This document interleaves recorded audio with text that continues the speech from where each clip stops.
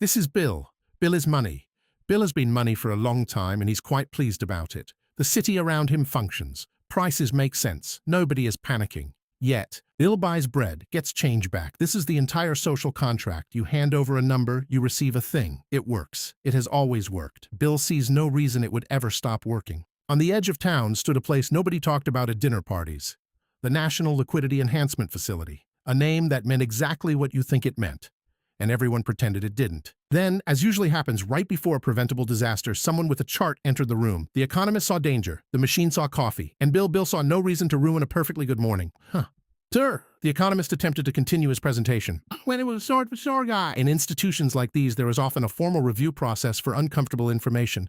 This was the formal review process. The warning eventually reached the highest levels of government. The economy was slowing down. Sir, there were many possible responses. Only one was considered. Printing more money. Now we're talking. The machine considered the situation. It considered the warnings. It considered the data. It considered absolutely none of those things. It pressed the button, and then the money started come off. The effects were immediate. People had more money, much more money, and for a brief moment, that felt exactly like prosperity. Everyone was celebrating. Nobody was asking where the money came from. That's it, amazing. Keep it coming. At first, everything seemed perfect. Everyone had more money. And then Bill noticed something strange. Another bill, and another, and another. For the first time, he began to wonder if having more of something might make it worth less. A few days later, Bill returned to the bakery. The bread cost a little more. Not much, just enough to notice, not enough to worry. So Bill did what most people do. He paid the difference. That's all. I thought you had bad news. Keep change. A week later, Bill returned. The bread was still there. The coffee was still there. The baker was still there. The prices were not. This time he noticed. Yeah, flour costs more. Everything costs more. That's strange. Then Bill discovered something important. Wait, that's the total? Afraid so. For this, you're not the first pret. It wasn't just an jackass. It's a trisonally variable. Not again. I changed these yesterday. Bill assumed higher prices meant someone was winning. He assumed someone was getting richer. Then he saw Greg. In the beginning, a little money bought quite a lot. Bread, coffee, and even some change. Now the same purchase required a stack of cash, and all Bill received was bread. This was the moment he finally understood. The money had not changed. What it could buy had. First, it was fuel. That'll be today's rate, Bill. Today's rate? Oh. He did not expect the bill. Then came dinner. I hope you enjoy your meal, sir. That's the whole meal. One of them had clearly grown. The other had not. Then came the rent. Bill hoped this one would be different. It wasn't. Gas, food, housing. One bill couldn't have hit us worry pattern. The strange part was that nothing had changed. The same taxi, the same driver, the same route. And yet every ride seemed to cost more, or perhaps the money was simply worth less. At first, Bill thought prices were changing. Then he thought businesses were changing. Then he thought the economy was changing. Now, he saw something else. Bill had spent weeks watching prices rise. Fuel, food, rent. But now, he wanted answers. And the people in charge were finally speaking. Good evening, citizens. The message was comforting. Everything was improving. The charts were rising. The experts were smiling. For a moment, Bill wanted to believe them. Then someone asked the question Bill had been asking for weeks. Why were prices still rising? And why did life feel harder if everything was supposedly getting better? The answer lasted several minutes. It contained charts, temporary price adjustments, and alignments, and excellent outcomes. Lots of terminology. Eventually, Bill received what everyone asked for, a raise, more money. For a few seconds, it felt like a victory, but inflation had other plans. His income went up, so did everything else. Wait a minute. Bill had listened to experts, economists, politicians, and television, but somehow he still didn't understand. Then he met someone who was trying to impress him, only help him, not the cause. Imagine a town with one pizza and 10 people. Everything is balanced. Now imagine everyone suddenly gets twice as much money. Question is, did the town get more pizza? No, more money. Bill had a simple idea. If printing money makes people richer, why not print money for everyone?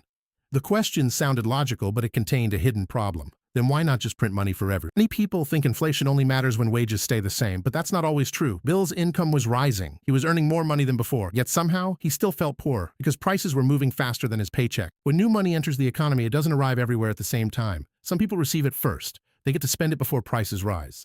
Others receive it much later, and by then their money buys the money first. Then it finally clicked.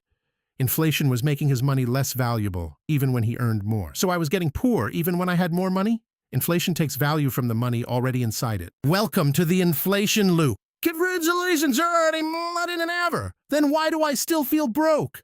Because you're running in circles. Hey, raise, price increase, repeat forever. Months earlier, this bread was ordinary. Now he couldn't afford the bread alone. That's all I have. I used to buy bread and coffee.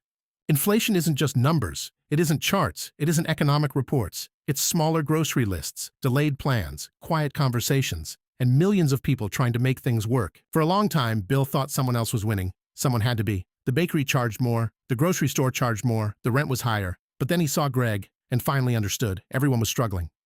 Bill thought understanding the problem was the hard part. He was wrong. The harder part was getting people to pay attention. The warnings were there.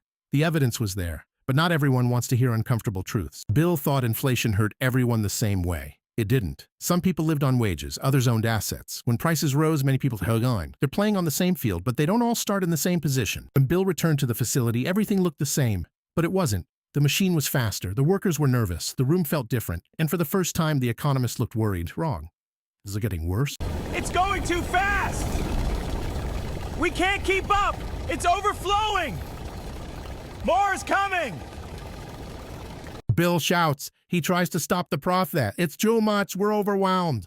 Nobody listens, stop the machine. The money itself feels increasingly worthless. At first, it sounds impossible. How could someone need a wheelbarrow full of money to buy bread? But when money loses value, you don't need more goods. You need more currency to buy the same goods. And eventually, the money itself is functioning as money. Bill finally understood the problem. He understood inflation. He understood purchasing power. He understood why everything felt harder. But understanding the problem was only the beginning. Now came the question that mattered most. Bill thought he was learning about one event. He wasn't. He was learning about a pattern. Different countries, different governments, different generations, and people still repeat. For most of the story, Bill was looking for answers. But answers don't only come from books, they come from people.